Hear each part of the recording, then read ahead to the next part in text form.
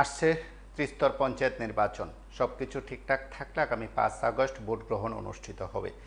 8 August গণনা হবে এবং 12 আগস্ট নির্বাচনী প্রক্রিয়া শেষ হবে। রাজ্য নির্বাচন কমিশনের তরফে সর্বশেষ যে চিঠি রাজ্য সরকারের কাছে দেওয়া হয়েছিল সেই চিঠিতে এই রুটিন সেখানে উল্লেখ আছে এবং এই আসন্ন ত্রিস্তর পঞ্চায়েত নির্বাচনের দিন তারিখ আগামী কয়েকদিনের মধ্যে ঘোষণা হবে। আগামীকাল 24 জুন সোমবার চূড়ান্ত ভোটার তালিকা প্রকাশ করবে রাজ্য নির্বাচন কমিশন। তারপরেই সেখানে আনুষ্ঠানিকভাবে জুলাইয়ের প্রথম দিকে নির্বাচন ঘোষণা করার সম্ভাবনা সেখানে রয়েছে এবং এই সময়ের মধ্যে ত্রিস্তর পঞ্চায়েত নির্বাচনকে কেন্দ্র করে বিজেপির তরফে সাংগঠনিক কর্মসূচি যেমন রয়েছে, বৈঠক তেমনি শেষ হলো। তার পাশাপাশি প্রার্থী চয়ন থেকে শুরু করে সব কিছুই সেখানে গুরুত্ব সহকারে দেখানো হচ্ছে এবং আপনারা প্রত্যেকেই জানেন যে গত 21 জুন থেকে বিজেপির একটি কর্মসূচি শুরু হয়েছে এবং 6 জুলাই পর্যন্ত সেই কর্মসূচি চলবে। তার বাইরে আরও একটি বিষয় বিজেপির তরফে জানানো হয়েছে, সেটা হচ্ছে এবারের কার্যকারিণী বৈঠক হবে বর্ধিত আকারে। প্রদেশের কার্যকারিণী বৈঠক একেবারে মণ্ডল স্তর পর্যন্ত নেতৃত্বের উপস্থিতিতে সেই বৈঠককে যথেষ্ট গুরুত্ব দিয়ে দেখানো হচ্ছে। দিন, তারিখ, স্থান ইত্যাদি পরে জানানো হবে বলে দলের তরফে বলা হয় এবং আসন্ন ত্রিস্তর পঞ্চায়েত নির্বাচন এবং এই সময়ের মধ্যে 25 জুন কালো দিবস পালনের পাশাপাশি রাজনৈতিক দৃষ্টিভঙ্গি থেকে কংগ্রেসকে নিশানা করে বিজেপি কিন্তু রাজনৈতিক আক্রমণ শাণিত করছে। আসন্ন ত্রিস্তর পঞ্চায়েত নির্বাচনের আগে সাংগঠনিক দিক থেকে বিষয়গুলো তুলে ধরার চেষ্টা করা হয়েছে।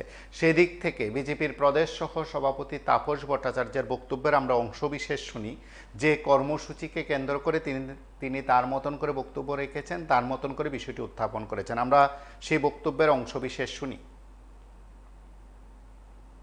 সমস্ত বিষয়ই গুরুত্বপূর্ণ, তবে তার মধ্যে যে বিষয়টা সব থেকে বেশি গুরুত্বপূর্ণ আমাদের মনে হচ্ছে, যেটা সারা ভারতবর্ষে কংগ্রেস ভারতীয় জনতা পার্টির বিরুদ্ধে প্রচারে এনেছে, সেটা হচ্ছে ভারতীয় জনতা পার্টি যদি 400-র বেশি আসন পায় তাহলে সংবিধানকে পরিবর্তন করা হবে, সংবিধানে যে সংরক্ষণের ব্যবস্থা আছে সেগুলো তুলে দেওয়া হবে। এই প্রচারের মাধ্যমে তারা ভারতবর্ষের ভোটারদেরকে বিভ্রান্ত করার চেষ্টা করেছে। কিন্তু আমরা জানি যে কংগ্রেস যে প্রচারটা করেছে, তারা তাদের বিষয়গুলো ইচ্ছাকৃতভাবে মানুষের কাছে ভুল তথ্য তুলে ধরেছে। কিন্তু আমরা জানি যে কংগ্রেস যখন ক্ষমতায় ছিল, তারা তখন ভারতবর্ষের যে সংবিধান, ডক্টর বি.আর. আম্বেদকরজি যে সংবিধান রচনা করে গেছেন, সেই সংবিধানকে কিভাবে ইন্দিরা গান্ধী এবং তৎকালীন প্রধানমন্ত্রী নেহেরুজিও, তারা দুজনেই এই সংবিধানকে কিভাবে অবজ্ঞা করেছেন, কিভাবে সংবিধানকে যথেচ্ছভাবে পরিবর্তন করেছেন নিজেদের স্বার্থে, এবং এই সংবিধানের প্রিয়াম্বল পর্যন্ত পরিবর্তন করেছেন এবং এই সংবিধানকে পদদলিত করে 1975 সালের 25শে জুন তারা করেছে, জরুরি অবস্থা জারি করেছে। সেই জরুরি অবস্থা জারি 1977 সাল পর্যন্ত ছিল। এই সময়টার মধ্যে ভারতবর্ষের লক্ষ লক্ষ গণতন্ত্রের স্বার্থে যারা আওয়াজ তুলেছিলেন তাদেরকে জেলবন্দি করা হয়েছিল। হাজার হাজার প্রথম সারির নেতৃত্বকে জেলে বন্ধ করে রাখা হয়েছিল, তাদের কণ্ঠকে স্তব্ধ করে দেওয়ার জন্য, নিজেদের গদিকে পাকাপোক্ত করার জন্য এবং কংগ্রেস তার শাসনকে যাতে প্রলম্বিত করতে পারে, বিরোধীদেরকে দমন করে, সেই চেষ্টাই তারা করেছিল।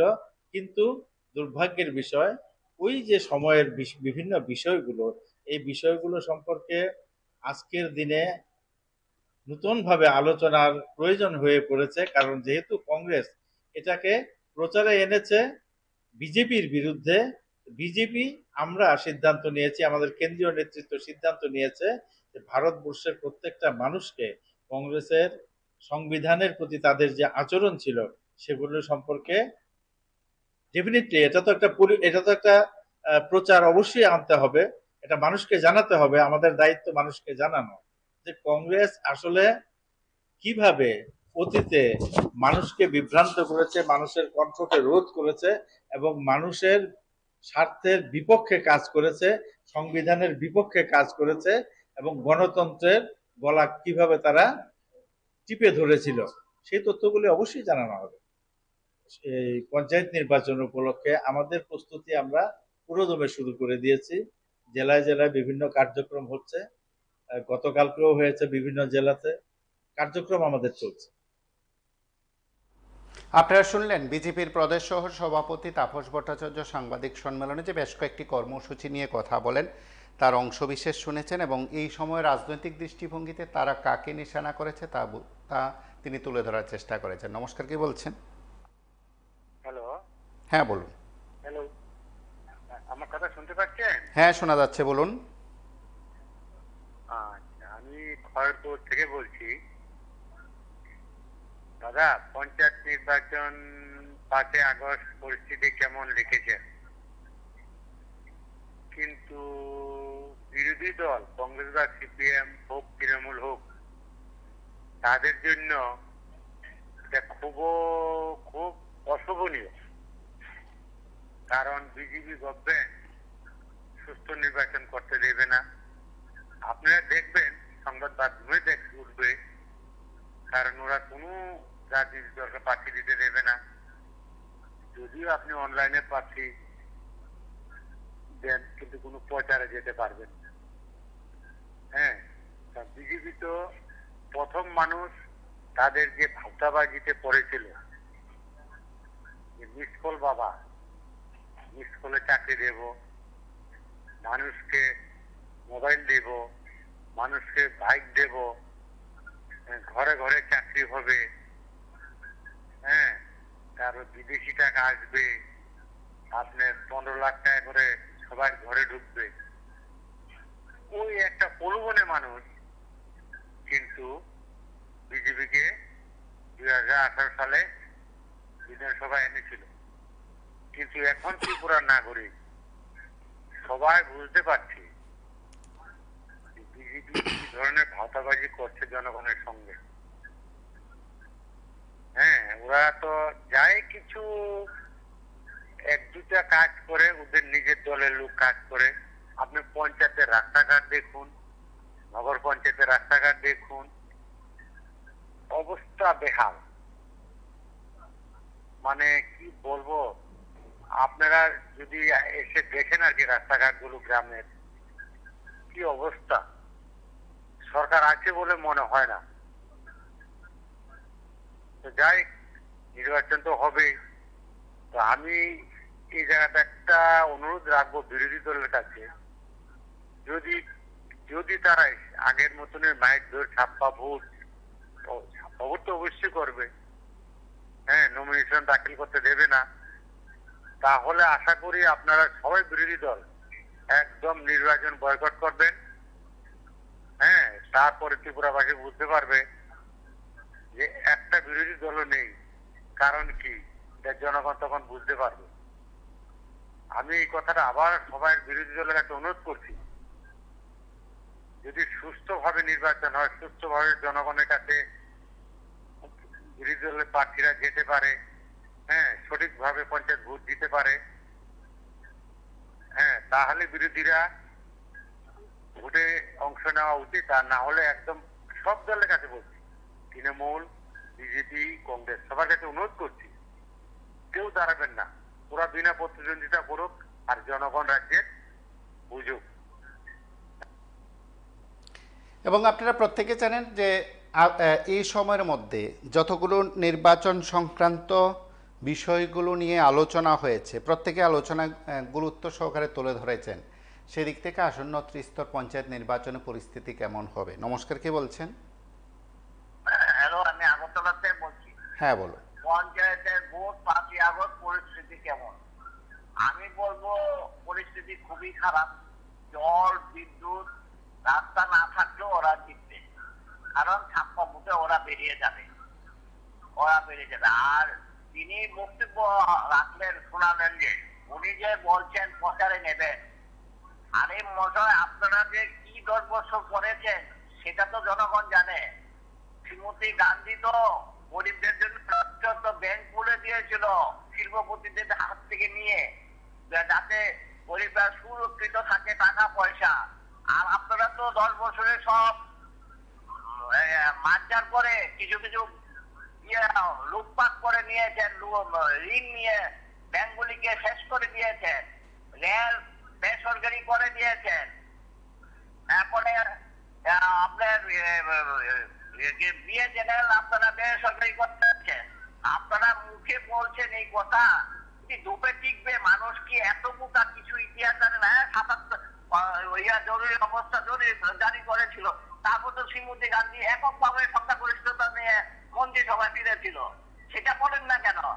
আর আজকে আপনাদের কেলেঙ্কারি বেরোচ্ছে, এখন এক এক কেলেঙ্কারি বেরোচ্ছে, কারণ এখন আপনাদের সংখ্যাটা কম, তাই এখন কেলেঙ্কারি বেরোচ্ছে।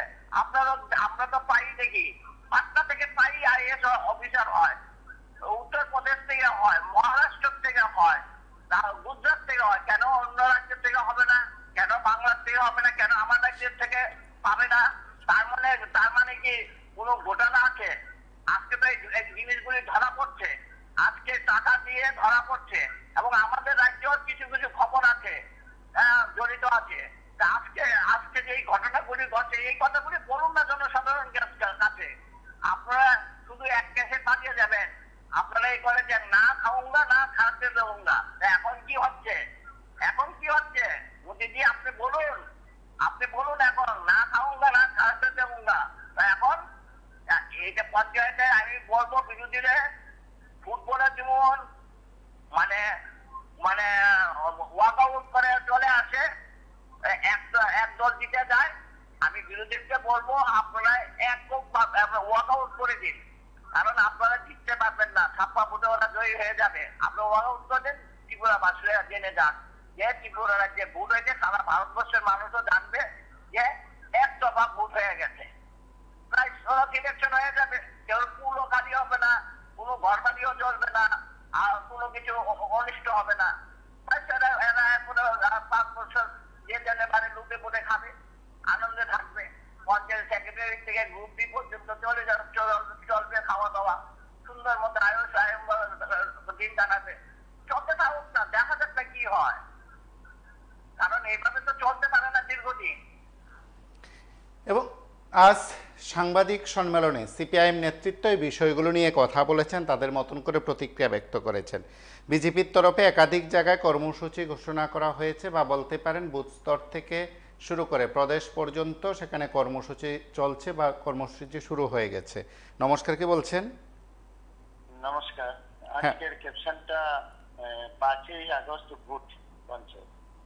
দেখুন, ভোট আসে, ভোট যায়, সবকিছু ঠিক আছে, নেতা মন্ত্রী হয়, আমরা ভোট দিই, গ্রামের প্রধান হবে, মেম্বার হবে, কাউন্সিলর হবে, এমএলএ হবে, মিনিস্টার হবে, মুখ্যমন্ত্রী হবে, কিন্তু আমরা জনসাধারণের আসলে কপাল খারাপ। আমরা প্রকৃতপক্ষে যদি আমরা দেখি, আমরা কি পেলাম? আমরা তো গিয়ে লাইন দাঁড়িয়ে রৌদ্রের মধ্যে গিয়ে ভোটটা দিলাম, বোতাম টিপলাম। আপনি দেখুন বর্তমান পরিস্থিতি, 5 তারিখ ভোট আসছে, মানুষের বাড়ি বাড়ি যাবে, ভোটটা দেবেন, জোর হাত করে একদম কাপড় মিনতি করে। না আছে শিক্ষার হাল, না আছে স্বাস্থ্যের হাল, না আছে রাস্তাঘাটের হাল, বড় দিয়ে সড়ক করেছে, শেষ। অথচ পাড়ায় পাড়ায় গল্লি গল্লি মাটির রাস্তাই রয়ে গেল। জল ঠিকই আছে, ঘর ঘরমে জল দিয়েছে, কিন্তু কুয়াশ, জল কাপড় ধোয়ার যোগ্য না জল, বুঝলেন? তারপর আপনাদের মাধ্যমে আমরা বলি, সবসময় বলি, যেহেতু শিক্ষা ব্যবস্থা কি হয়ে আছে বর্তমান পরিস্থিতিতে, কয়টা স্কুল বন্ধ করে দিয়েছে ওনারা, সরকার আসার পর একটা স্কুল ওনারা করেছে, দেখাতে পারবেন? সূর্যমণিনগর একটা স্কুল করেছে, চোখের দেখা মনে হয়, আর তো মনে হয় দেখাতে পারবেন না, কিন্তু স্কুল বদ্ধ দেওয়ার একটা পরিণতি ওরা চলছে। স্কুল বদ্ধ করে কি হবে? যদি স্টুডেন্ট না থাকে, কিভাবে স্টুডেন্টকে আনা যায়, কিভাবে ড্রপ আউট স্টুডেন্টকে স্কুলমুখী করা যায়, এটার পরিকল্পনা সরকারের করা প্রয়োজন। না করে স্কুলের স্টুডেন্টের কম, এখানে স্কুল বন্ধ করে দিয়ে দেওয়া হলো। শিক্ষার ব্যবস্থা গেল, বেকার তো প্রচুর বেকার, ডিপার্টমেন্টের জেআরবিটি অনেক 2020 সালে অ্যাডভার্টাইজমেন্ট দিয়ে এই বছর চাকরি দিল, জেআরবিটি গ্রুপ সিও আবার দিত, ঝুলে আছে। ঠিক আছে, শিক্ষার ক্ষেত্রে টেট পাস করে বসে আছে, অথচ চাকরি নেই, বারবার ধর্ণা দিচ্ছে। আপনাদের মাধ্যমে দেখছি আমরা, শিক্ষা ভবনে যাচ্ছে বেকাররা, নমস্কার, কে বলছেন? হ্যালো।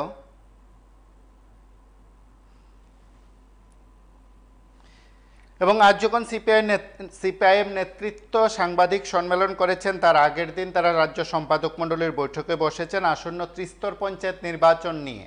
তারা তাদের মতামত গ্রহণ করেছেন বা বলা যেতে পারে রণকৌশল ঠিক করেছেন। সাংগঠনিকভাবে সিপিআইএম মহকুমা স্তরে বৈঠক করছে, জুলাইয়ের প্রথম দিকে রাজ্য কমিটির বৈঠক হবে এবং এই সময়ের মধ্যে সিপিআইএমের অন্যতম দাবি যে পশ্চিমবঙ্গে বিজেপি যে দাবি করেছিল এবং যে দাবিতে আদালতের দ্বারস্থ হয়েছিল যে ত্রিস্তর পঞ্চায়েত নির্বাচনের সময় সেখানে ইমেলে সেখানে মনোনয়নপত্র দাখিল করতে হবে, এবং সে রাজ্যের হাইকোর্ট যখন রায় দিয়েছে এবং বিজেপি কার্যত তাকে রাজনৈতিক হাতিয়ার করে প্রচার করেছে, এবার কিন্তু সিপিআইএমও ত্রিপুরায় কিন্তু সেই ইমেলে মনোনয়নপত্র দাখিল করার জন্য বা দাখিল করার সুযোগ দেওয়ার জন্য রাজ্য নির্বাচন কমিশনের কাছে দাবি জানাবে, সেই কথাও কিন্তু বলেছেন। নমস্কার, কি বলছেন?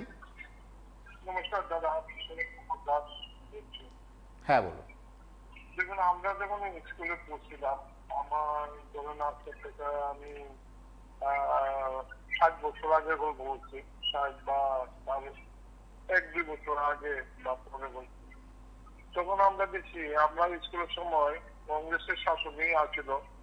তখন প্রতি মাসে ইন্সপেক্টর স্কুলে ঢুকতো, প্রতিটা স্কুলে ঢুকতো, ছাত্ররা প্রত্যেকের জিজ্ঞাসা করতো ক্লাসে কিরকম লেখাপড়া চলছে। মাস্টাররা দেখছি টিচাররা জোরাজোরি লাগছে।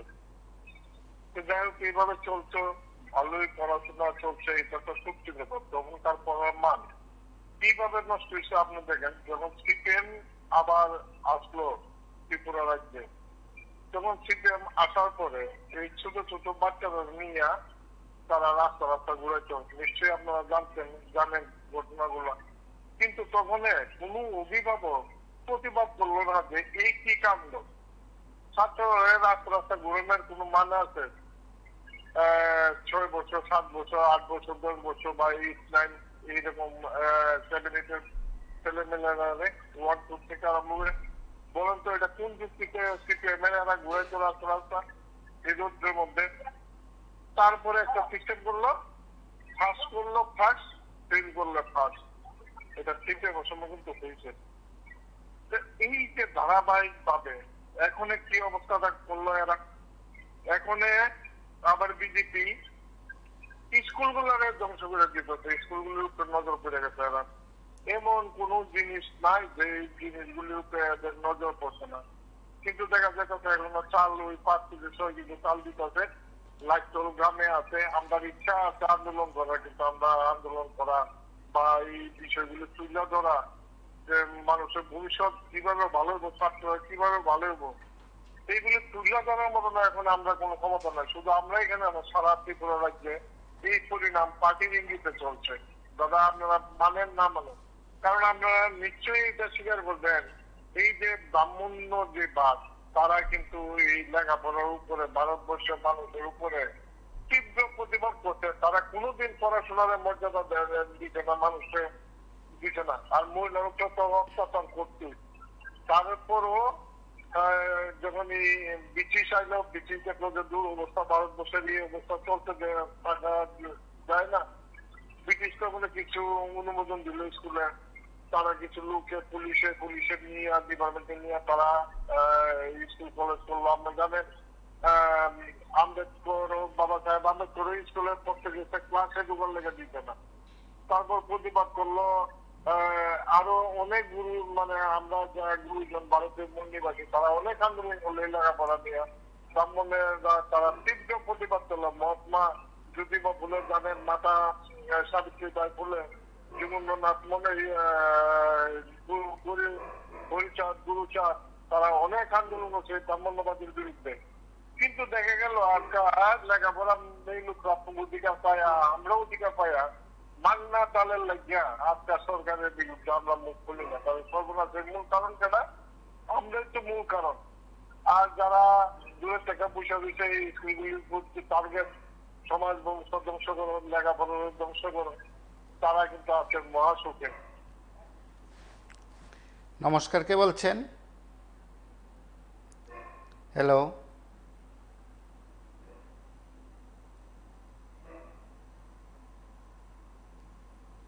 হ্যালো,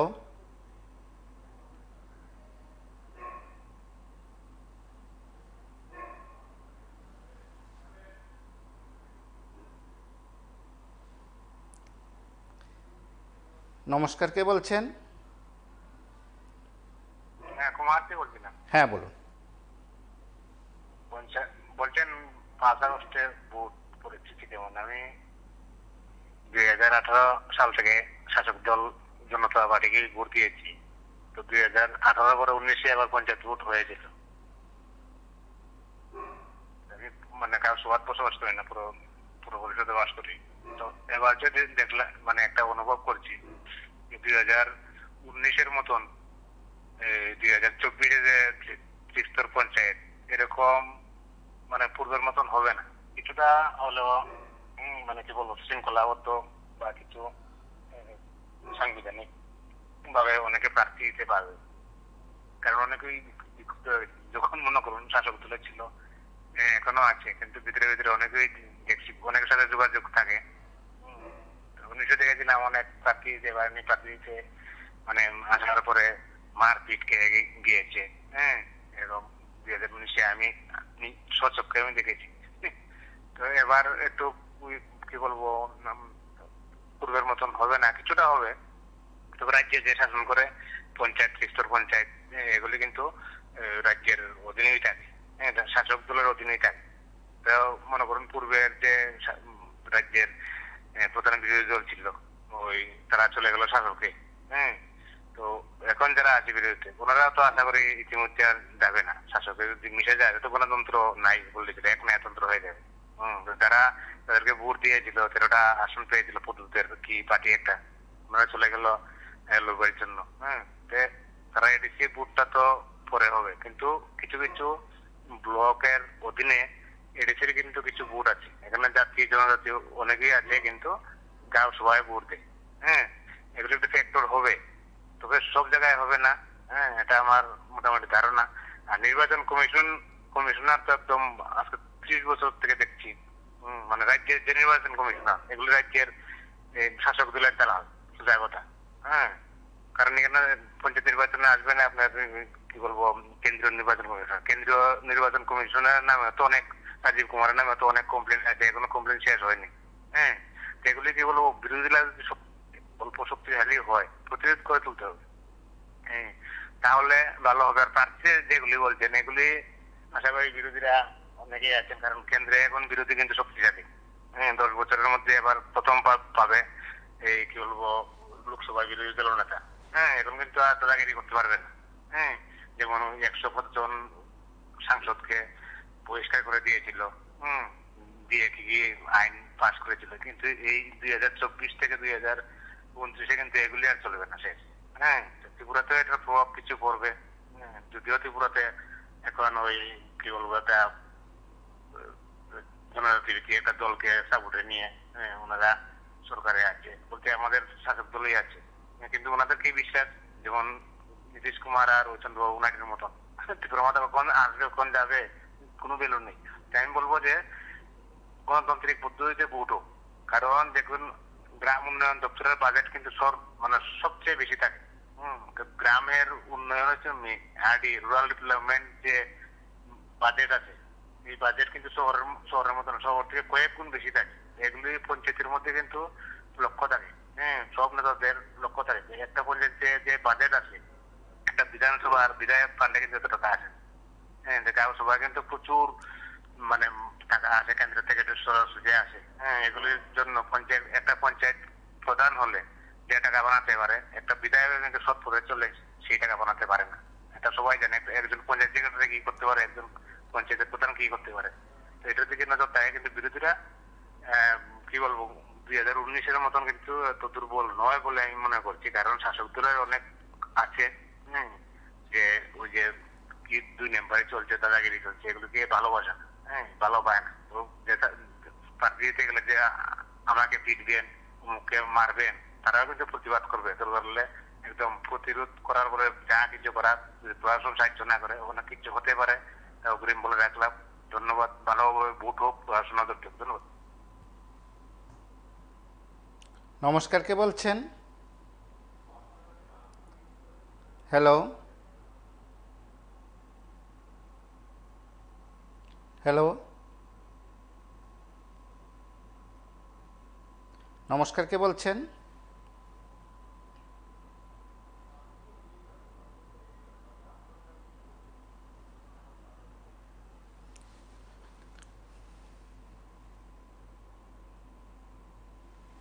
আপনারা আজ জানেন যে সিপিআইএম যে সাংবাদিক সম্মেলন করেছিল সেখান থেকেও কিন্তু বিষয়গুলো উত্থাপন করেছে। এই সময়ের মধ্যে তারা ইমেলে সেখানে মনোনয়নপত্র দাখিল থেকে শুরু করে আরও বেশ কয়েকটি বিষয় সেখানে উত্থাপন করেছে। আসন্ন ত্রিস্তর পঞ্চায়েত নির্বাচনে তারাও যে তাদের মতন করে প্রস্তুতি নিয়েছে সে কথাও জানানো হয়। কংগ্রেসের তরফে অবজারভার নিয়োগ করা হয়েছে, তারা তাদের রিপোর্ট সেখানে পেশ করবেন এবং অবশ্যই এই সময়ের মধ্যে সাংগঠনিক বিষয়গুলোর প্রতি শাসক বিরোধী প্রত্যেকে গুরুত্ব দিয়েছে। নমস্কার, কি বলছেন? দাদা আমি তোমার মোহনপুর থেকে বলছি দাদা। হ্যাঁ, বলুন। দাদা আমি একটা জিনিস বেশি বলবো না, আমার নির্বাচনের আগে আরেকটা প্রলোভনে পা দিচ্ছে ত্রিপুরার বেকাররা। কারণ নির্বাচনের আগে কোনো অফার ছাড়া হবে না, নির্বাচনের পরে অফার ছাড়া হবে লিখছেন আর কি। তবে এটাই সরকারের কাছে অনুরোধ থাকবে, আপনারাও দেখবেন যাতে সবাই যাতে নেয়, গরিব ঘরের মানুষও যাতে চাকরি পায় সেইভাবে যাতে দেয় আর কি। কারণ নির্বাচনের পরে অফার ছাড়া মানে তো এটা বুঝলেন যে পঞ্চায়েত নির্বাচনটা পার করতে হবে। তাই সরকারের কাছে অনুরোধ করছি যে আপনারা সব বিবেচনা করে ভালো করে দেখে এই চাকরিগুলি দিলে ভালো হয় আর কি। কিন্তু আমরা তো ভেবে নিচ্ছি চাকরি তো হয়তো কার ঘরে যাবে সেটা আপনারা আগেই সিদ্ধান্ত করে রেখেছেন। লাঠিয়াল পার্টি ছাড়া কি চাকরি পাবে দাদা? নমস্কার, এতটুকুই।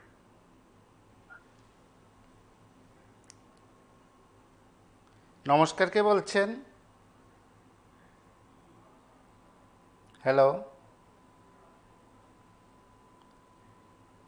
নমস্কার, কে বলছেন? নমস্কার, আগরতলা থেকে বলছি। হ্যাঁ, বলুন। দেখুন, আসলে পরিস্থিতি ত্রিপুরা রাজ্যের খুবই ভালো, কারণ কেন্দ্রের রাজ্যে একই সরকার। এই পরিস্থিতিকে খারাপ বলা মুশকিল, তবে জনস্বার্থে নয়, জনগণের বিরুদ্ধে। এই যে একটা সরকার চলছে দিল্লিতে, রাজ্যে, এটা জনগণের শত্রু বললেও খুব একটা খারাপ হবে না, কারণ এরা জনগণের মঙ্গল চায় না, এরা শুধু তাদের স্বার্থ চায়। তারা ভালো থাকুক, সাধুরা ভালো থাকুক, কাম কাজ ছাড়া সাধুরা পূজা অর্চনা দিয়ে প্রসাদ ভোগ করুক, এটা হলো তাদের মূল উদ্দেশ্য। সব জায়গায় জায়গায় দেখবেন তাদের ধ্যান ধারণা, কাজকর্মের নমুনা এরকম। যেমন আমার পাশের বাড়ি আছে তাপস ভট্টাচার্য, উনি মাইনরিটি কমিটির চেয়ারম্যান, দিব্যি আরামে আছেন, আনন্দে আছেন। আর বাকি পরিবারের, ওনার পরিবারের লোকই কিন্তু অনাহারে অর্ধাহারে দিন কাটাচ্ছেন। খোঁজ নিয়ে দেখবেন 37 নম্বর ওয়ার্ডের বাসিন্দা তাপস ভট্টাচার্য। যদিও উনি আমাদের এলাকায় পুরানো কংগ্রেসী, তারপরও বিজেপিতে এসেছেন সবার আগে। এই সার্থকতাটা উনার হয়েছে, এই ভালো পরিস্থিতিটা, এই ভালো। আর বেকার থেকে শুরু করে সকলের সর্বনাশ, এটাই আমার বক্তব্য। নমস্কার।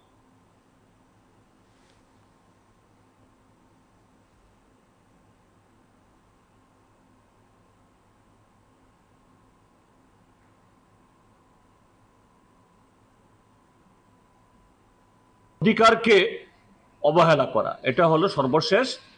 আপনারা দেখেছেন এখানে এই কি জান জায়গাটা, এই ডুকলির দিকে শান্তিনিকেতন মেডিকেল কলেজ নামে একটা প্রাইভেট মেডিকেল কলেজ হবে।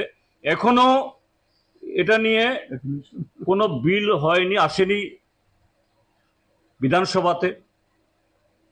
তারপরে না বিল অ্যাফিলিয়েশন প্রশ্ন, কিন্তু বিল্ডিং উঠে যাচ্ছে।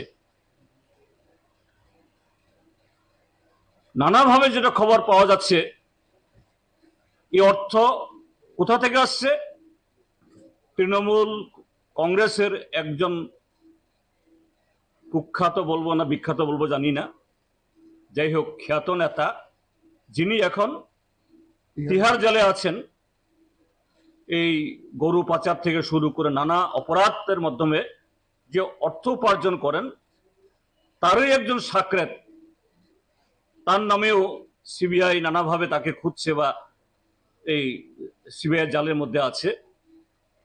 তার নেতৃত্বে ওই টাকাগুলোই এখানে ইনভেস্ট হতে যাচ্ছে। এবং ত্রিপুরা যে হ্যালো, হ্যাঁ বলুন। আমি মেলাঘর থেকে বলছি। হ্যাঁ বলুন।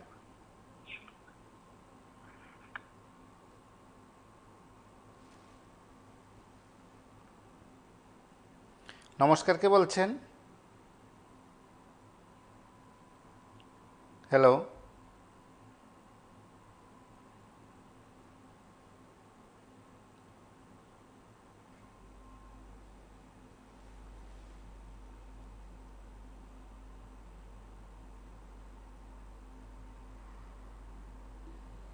তার নেতৃত্বে ওই টাকাগুলোই এখানে ইনভেস্ট হতে যাচ্ছে।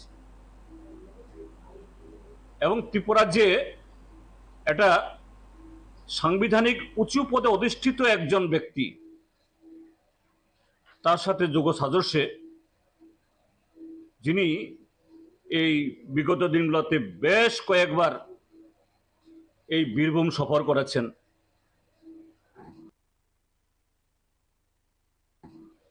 কলকাতায় ত্রিপুরা ভবনের গাড়ির লগবুক যদি চেক করা যায় পাওয়া যাবে সে ব্যক্তিটি কি এবং কেন গেছেন। সেই টাকায় একটা টেন্টেড বিতর্কিত একটা সংস্থা, সেই সংস্থার টাকায় এই মেডিকেল কলেজ গড়ে উঠছে। আর এই মেডিকেল কলেজ এটাকে ইয়ে করতে গেলে পরে একটা হসপিটাল দরকার মিনিমাম 100 বেডের। এটা আইজিএম। হ্যালো, হ্যাঁ বলুন। আমি মেলাঘর দুর্লভনাথ থেকে বলছি, রাজু দেবনাথ। হ্যাঁ বলুন। অ্যাকচুয়ালি পঞ্চায়েত ভোট তো 5ই আগস্ট টিভি স্ক্রিনে দেখা হচ্ছে। পরিস্থিতি যেমন মানে যেমনই হোক, ভোট হোক, এটা আমরা চাই। ভোটাভুটির মাধ্যমে প্রধান মেম্বার সিলেকশন হোক, এটা চাই। হ্যালো, হ্যাঁ কথা বলুন। ভোটাভুটির মাধ্যমে প্রধান মেম্বার সিলেকশন হোক, সেটা চাই, পরিস্থিতি যেমনই হোক।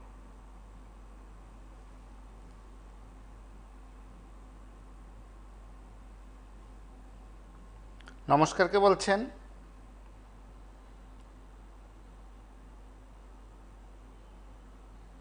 হ্যালো।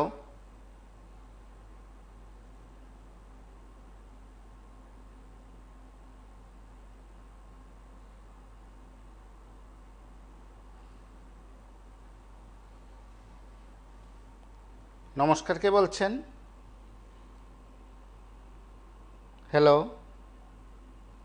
হ্যালো, আমি বাবু বলছি। পঞ্চায়েত ভোট 5 আগস্ট রেজাল্ট, 8 তারিখ দেবে। এখন পঞ্চায়েত ভোটে কি আমার তো মনে হয় না কংগ্রেস এবং সিপিএম যৌথভাবে লড়ব। কাজে ভোটে তো সবারই অংশগ্রহণ করা উচিত, না এটা একতরফা হতো। বা যেমন 99% এই উইদাউট কেউ দেয় না, নমিনেশনই দেয় না।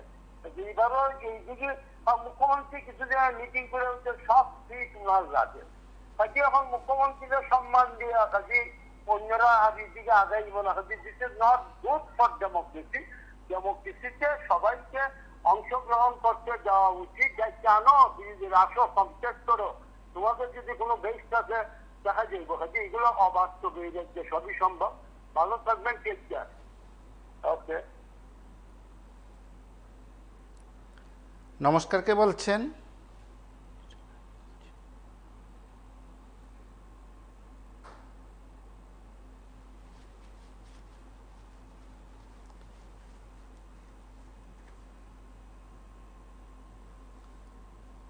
নমস্কার, কে বলছেন?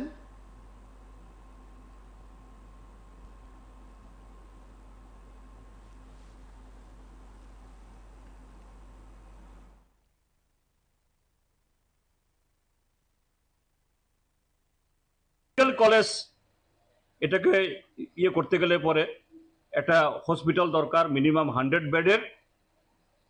এটা আইজিএম হসপিটাল আপনাদের কয়েকটা পত্রিকাতে উঠেছে, এটা নাকি তাদের হাতে তুলে দেওয়া হবে। আমরা খবর নিয়ে জেনেছি আইজিএম হসপিটালে কর্মরত যারা ডাক্তার বা ত্রিপুরা হেলথ ডিপার্টমেন্টে যারা ডাক্তার আছেন তাদের সাথে সেরকম কোনো কনসালটেশন নেই, কোথাও আলোচনা নেই, সমস্ত একেবারে খুব গোপনীয়তা রক্ষা করে হচ্ছে। তো এটা খুব স্মুথলি মসৃণভাবে এই ঘটনাগুলি হচ্ছে, এটা মানে ধরে নেওয়ার কোনো সুযোগ নেই। এবং একটা প্রাইভেট কলেজকে এইভাবে আগরতলা শহরের কেন্দ্রস্থলে যে হসপিটাল, গুরুত্বপূর্ণ হসপিটাল, ত্রিপুরা রাজ্যের সবচেয়ে পুরনো হসপিটাল, এটা তুলে দেওয়া, আমরা তার তীব্র প্রতিবাদ আমরা করছি। এবং এটা থেকে সরকার যাতে এই সিদ্ধান্ত তারা পর্যালোচনা করেন আমরা সে দাবি জানাচ্ছি। এবং আমাদের দাবি জানানোর মধ্য দিয়ে আমাদের দায়িত্ব খালাস না বা শেষ করছি না। আমরা এই যে ঘটনাগুলি বললাম, যে কাজ খাদ্যের অভাব, তারপর এই ইয়েতে চাকুরির ইন্টারভিউ বাতিল করা, আউটসোর্সিং করা সমস্ত অনিয়মে, তার সাথে আইজিএম হসপিটাল তুলে দেওয়া, এই সবগুলোর বিষয়ে যে রাজ্য সরকারের এই জনবিরোধী কার্যকলাপের বিরুদ্ধে আগামী 30 তারিখের মধ্যে, অর্থাৎ এই সপ্তাহ, আমরা সারা রাজ্যে সবকটা জেলা এবং সবকটা মহকুমা সদরে, এডিসি এলাকাতে হয়তো আরও কিছু কিছু এলাকাতে হবে, আমরা বিক্ষোভ মিছিল আমরা সংগঠিত করব সরকারের এই অগণতান্ত্রিক এবং জনবিরোধী নীতির বিরুদ্ধে। এবং আগরতলা শহরে আগামী 26 তারিখে এখানে এই বিক্ষোভ মিছিল আমরা সংগঠিত আমরা করব। এটা আমাদের সামনে এসছে এই সময়তে যে সরকার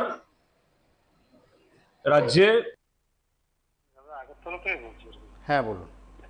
5ই আগস্ট যে পঞ্চায়েত নির্বাচন, এই নির্বাচনটা কি হওয়া দরকার নাকি? আমার মতে না হওয়াই দরকার। কেন বলছি, নির্বাচন হলে ভোট কেউ দিতে দেবে না, বিজেপি কাউকে ভোট দিতে দেবে না। এখন ঘটনা হচ্ছে কৃষ্ণমতা ওদের উপরে বসা। ওনারা আজকে কালকে শুনলাম যে কেউ বলে আলাদা রাজ্যের জন্য ইয়ে করে, যাক এটা তাদের বিষয়।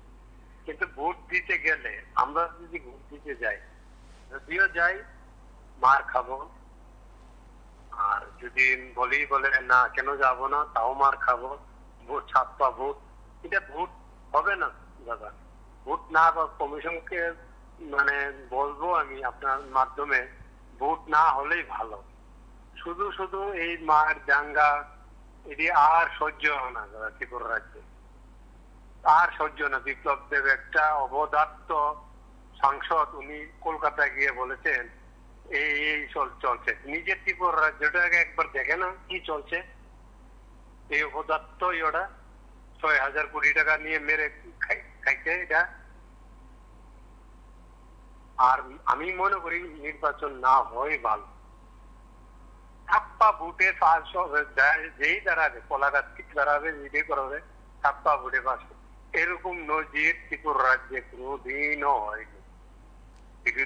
বিরোধীদেরকেও সবাই ইয়ে করেছে যে বলতে যাও, যে যা ভোট দেবে ইয়ে করবে আনন্দ, কিন্তু এরকম কোনোদিনও আমি দেখিনি, অন্তত আমার নজিরে। আমার 65 বছর, আমি এরকম আমি দেখিনি এরকম নজির। এর জন্য বলছি ভোট না হয় দরকার। নিয়ে দেখ পাস এরা ছাপ্পা ভোট দেখ না দেখ, কোনো ক্যান্ডিডেট যাতে না দেয় বিরোধীরা, আমি বলবো এটা। শুধু শুধু দিয়ে মার খাবে, ইয়ে করবে, দরকারই নেই। ধন্যবাদ।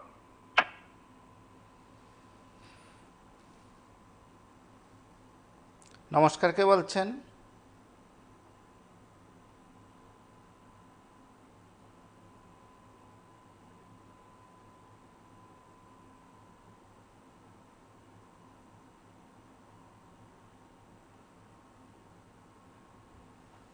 নমস্কার, কে বলছেন?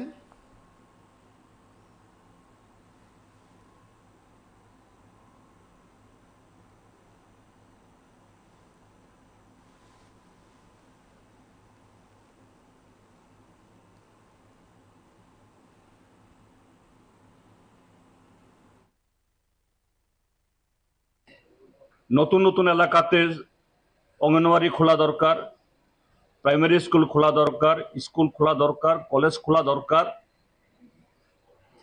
কিন্তু সরকার এই ক্ষেত্রে তো সম্পূর্ণ উদাসীন।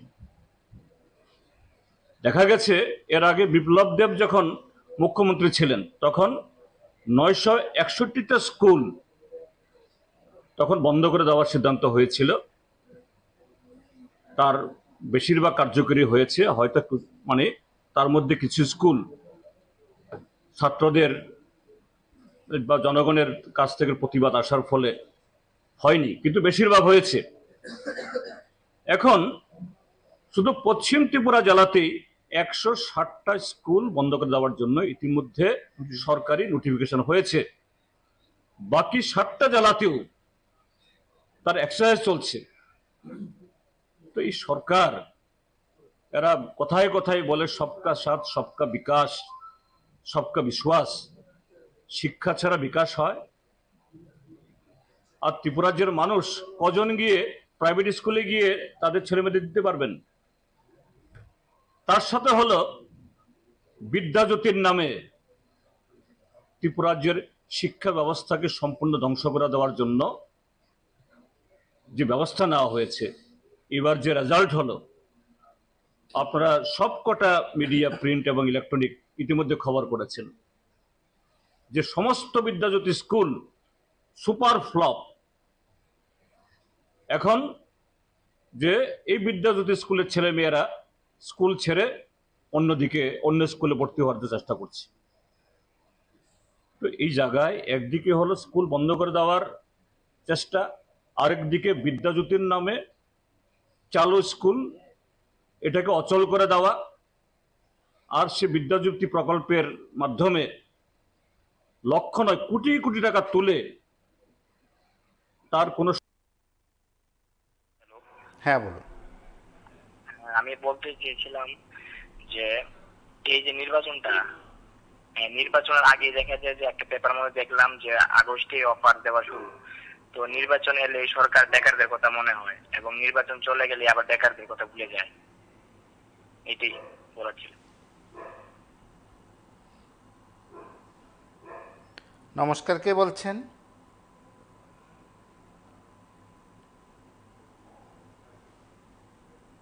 নমস্কার, কে বলছেন? এবং আপনারা প্রত্যেকে জানেন যখন আগস্ট মাসে নির্বাচন হবে এবং সেই নির্বাচনের প্রেক্ষিতে শাসক বিরোধী প্রত্যেকে তার মতন করে সাংগঠনিক তৎপরতা শুরু করেছে। বিজেপি নেতৃত্ব জানিয়েছেন যে প্রার্থী চয়ন থেকে শুরু করে সমস্ত কাজ তারা শুরু করে দিয়েছেন। সেদিক থেকে যখন নির্বাচন প্রক্রিয়া শুরু হয়ে যাবে, মানে ঘোষণা হবে, তখন প্রার্থী তালিকা ঘোষণা থেকে শুরু করে সব কিছুই সেখানে প্রকাশ আনবে বিজেপি। কংগ্রেস এবং সিপিআইএম তাদের মতন করে লড়াই করছে, কিন্তু কংগ্রেস সিপিআইএমের আঘাত হবে কিনা সেটা অন্তত স্পষ্ট নয়, স্পষ্ট করলেন না সিপিএম কিংবা কংগ্রেস নেতৃত্ব। সেদিক থেকে যেখানে যার শক্তি আছে তারা সেখানে লড়াই করবেন, সেই ভাবনায় এগুচ্ছে কংগ্রেস সিপিএম। সেদিক থেকে আসন্ন ত্রিস্তর পঞ্চায়েত নির্বাচনে কি হবে পরিস্থিতি, না 2019 সালের মতন হবে তা নিয়ে আলোচনা আছে, চর্চা আছে, তা নিয়ে রাজনৈতিক তর্ক আছে, বিতর্ক আছে। কেউ কেউ বলবেন যে বিরোধীরা বিরোধিতা করছে, শাসক শাসকের মতন চলছে। আজকের যারা শাসক যখন বিরোধী শিবিরে ছিল তারাও তাদের মতন করে বক্তব্য রেখেছে। আজ যারা বিরোধী হিসাবে সরব তারাও তাদের মতন করে কথা বলেছেন এবং বলা যেতে পারে 2018 সালের পর তাদের বক্তব্য তেমনই ছিল। সেদিক থেকে আসন্ন ত্রিস্তর পঞ্চায়েত নির্বাচনের পরিস্থিতি কেমন, আগাম আলোচনা আপনারা কথা বলেছেন। তার পাশাপাশি আপনারা অবশ্যই চারদিকের খবরাখবর রাখবেন, নির্বাচন ঘোষণা থেকে শুরু করে পরবর্তী সময় পর্যন্ত নজর আপনারা রাখবেন। তার পাশাপাশি আরও একটি কথা, রাত 10টায় শুভরাত্রি অনুষ্ঠান রয়েছে, আপনারা সেই অনুষ্ঠানেও কথা বলবেন, ফোন করবেন এবং সেই ভাবনায় নিজেদের ভাবনা সেখানে তুলে ধরবেন। এবং অবশ্যই প্রতিদিন রাত 9টা এবং 10টায় দুটি লাইভ অনুষ্ঠানে আপনারা কথা বলবেন, প্রতিক্রিয়া দেবেন। আজ এ পর্যন্তই। নমস্কার, শুভরাত্রি।